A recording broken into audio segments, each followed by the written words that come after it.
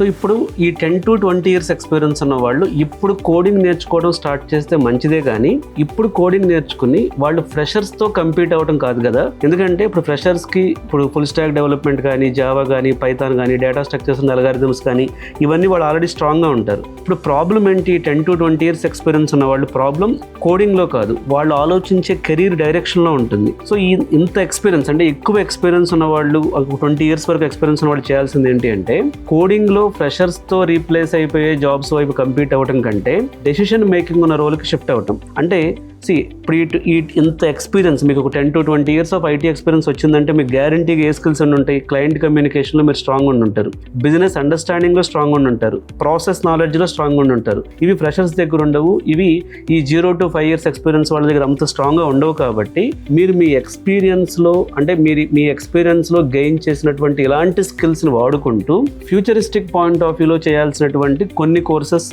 మనం చూద్దాం. సో ఫస్ట్ది